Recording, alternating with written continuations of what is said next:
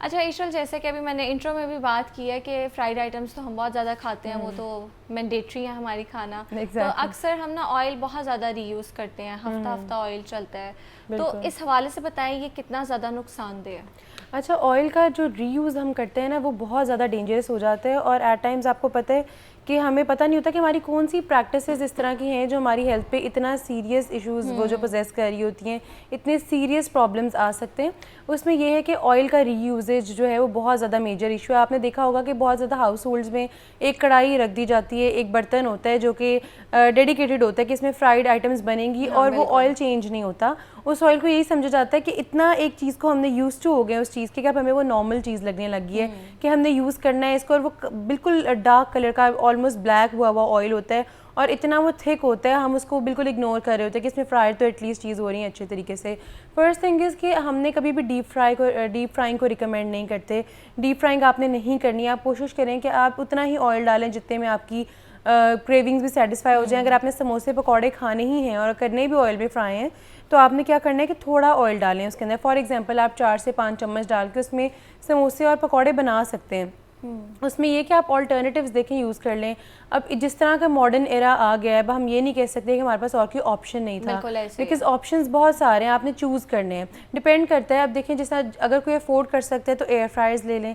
Air fryer में क्या होता है कि खाली आपने सिर्फ ऑयल को ब्रश करना होता है किसी भी समोसे या पकौड़े के ऊपर, और वो उतना ही क्रिस्पी, उतना ही यमी बन के आता है। बल्कि एट टाइम्स ऑयल जो है ना वो कॉम्पोजिशन को ऑल्टर कर देता है, फ्लेवर को ज़रा ऑयली से कर देता है, फ्लेवर ज़रा माइल्ड कर देता है।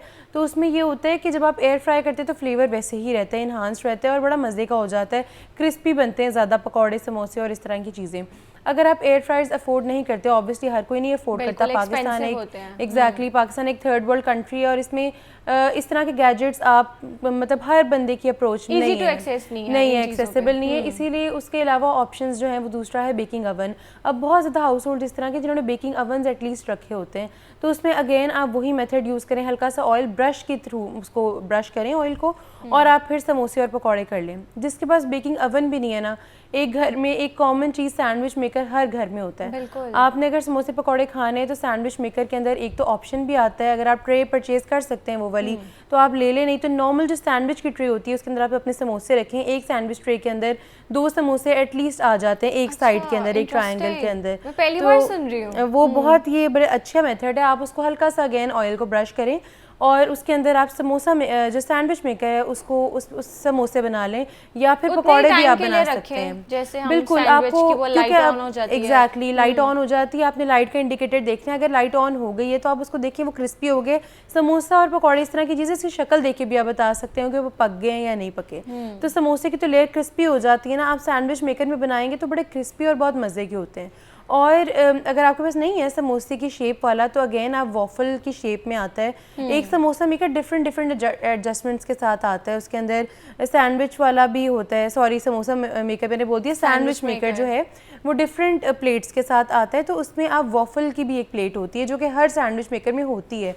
तो आप वॉफल मेकर जो है उसके अंदर आप पकौड़े बना सकते हैं। आपको ये पकौड़े की शेप हमने एक, क्योंकि फ्राइंग में एक ही तरह की शेप बनती है जब आप डालते हैं, तो जब आप नॉर्मली वैसे एग्जैक्टली तो वो ऑलमोस्ट कोई गोल सा या कोई इस तरह आ जाता है, मल्टी डायमेंशनल सा। लेकिन अगर आप उसको करते हैं नॉर्मल सैंडविच मेकर में डालते हैं उसको, या वॉफल मेकर में, तो आप उसको एक दफ़ा पूरे बैटर को स्प्रेड करके वॉफल मेकर बंद कर दें। हाँ, लेकिन ये ज़रूर आपने करना है कि उसकी प्लेट्स को ऑयल से ब्रश कर लें। तो आप जब बंद करेंगे उसको वो अच्छे तरीके से पक जाएगा, क्रिस्पी हो जाएगा। उसके बाद आप अपनी मर्ज़ी की शेप उसको सिजर से या नाइफ से कट कर लें। तो वो ये होता है कि आपका जो क्रेविंग्स हैं वो भी सेटिस्फाई हो जाती हैं और आपको हेल्थ की कोई प्रॉब्लम्स नहीं आती। बिकॉज समोसे और पकौड़े इटसेल्फ जो हैं वो अनहेल्दी नहीं है। आप देखिए पकौड़ों में क्या है, पकौड़ों में वेजिटेबल्स ही हैं, पकौड़ों में बेसन है, बिल्कुल प्याज है, एग्जैक्टली वही नॉर्मल जो सीजनल वेजिटेबल्स होती हैं जो हमें खानी चाहिए वही उसके अंदर होती हैं। और उसमें बेसन है, आपको पता है वेट लॉस के लिए बेसन की रोटी ज़्यादा रिकमेंडेड होती है। तो हम लोग ये नहीं कह सकते कि पकौड़े ख़राब चीज़ें खाने के लिए, तरीका अनहेल्दी है, तो उसको तरीका आप बिल्कुल हेल्दी तरीके को ऑप्ट करें तो वो बहुत अच्छा हो जाएगा। उसके अलावा जैसे आपने पूछा कि ऑयल्स जो हैं हम बहुत ज़्यादा यूज़ करते हैं, और मैंने ये भी पूछना था साथ कि ऑयल आपने जैसे बताया कि हम बहुत ज़्यादा दिन तक इस्तेमाल करते हैं, वो डेंजरस हो जाता है, उसके ऑल्टरनेटिव्स भी बताए हैं, तो हम क्या रोज़ ऑयल चेंज करें या 2 दिन मतलब यूज़ कर सकते हैं एक ही, वो सेफ़ है? इस हवाले से भी बताएं। अच्छा, पहली तो बात जैसे मैंने बताया कि आपने डीप फ्राइंग नहीं करनी, लेकिन इन केस जिस तरह कोई बहुत ज़्यादा गैदरिंग्स होती हैं या दावतें होती हैं और आप नहीं, कुछ हाउस होल्ड्स में नहीं लाइक किया जाता कि हेल्दी स्टफ़ खाया जाए, तो उसमें ये है कि आप कम से कम कोशिश करें कि 2 से 3 दफ़ा से ज़्यादा फ्राई ना करें, क्योंकि ऑब्वियसली अगर डेली बेसिस पे इतना ज़्यादा ऑयल यूज़ करना भी वो इकोनॉमिकल नहीं रहता, that is very expensive, because obviously जो this is something not very cost efficient. तो अगर आप इस तरह कर रहे हैं तो आप कोशिश करें कि उसको प्योरीफाई कर लें। प्योरीफाई करने का तरीका ये होता है कि अगर आप एक ऑयल यूज़ कर रहे हैं, उसमें कॉर्नफ्लावर और पानी की स्लरी बनाएं, यानी कि पानी में कॉर्नफ्लावर को आपने मिक्स कर दिया, इतना मिक्स कर दिया कि उसकी कंसिस्टेंसी बहुत थिक ना हो लेकिन बहुत कम भी ना, वाटरी भी ना हो, उसको आपने मिक्स करके एक ऑयल को आपने हीट करने रख दिया और उसके अंदर आप ऐड कर दें और उसको मिक्स करते रहें कॉन्स्टेंटली। जब आप कॉन्स्टेंटली उसको मिक्स करेंगे तो उसमें से इम्प्योरिटीज़ वगैरह सारी निकल के कॉर्नफ्लावर का एक बॉल टाइप बन जाएगा उसके अंदर, तो वो निकल के बाहर आ जाएगा और फिर वो ऑयल गुड टू गो होता है कि आप वो यूज़ कर सकते हैं, यूजेबल होता है वो, और आप उसको अगेन 1 to 2 days यूज़ कर सकते हैं।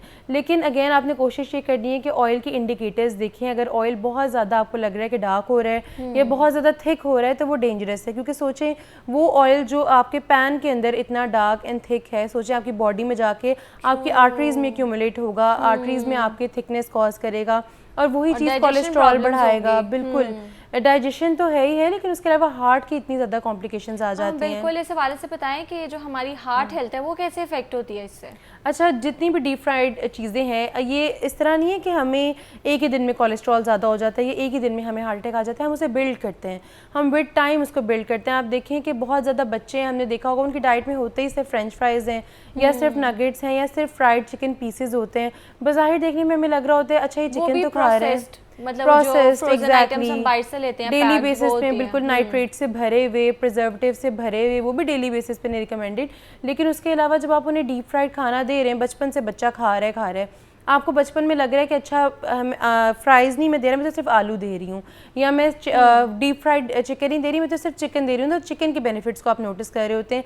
एक चीज़ के लिए आप बिल्कुल ब्लाइंड आए रख लेते हैं कि अच्छा इसमें तो ऑयल है ही नहीं।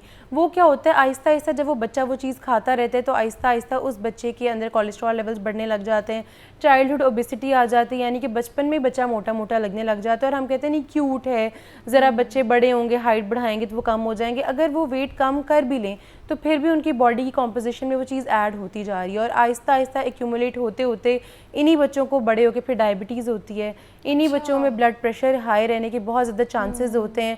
बहुत सारे बच्चे कंप्लेन करते हैं कि अब हम इतना नहीं खाते ऑयल बेस्ड खाना, लेकिन हमारा कोलेस्ट्रॉल नहीं कंट्रोल होता और यंग एज में होता है। तो वो भी यही फैक्टर है कि बचपन से आपने एक जो बुनियाद है वो रख दी थी अनहेल्दी फूड पे, और अब वो डेली बेसिस पे खाते खाते इतना एक्यूमुलेट हो गया है कि अब आपकी बॉडी उसको उस तरह रिस्पॉन्ड नहीं करती और आपकी बॉडी के अंदर वो फिर कॉम्प्लिकेशंस आती हैं।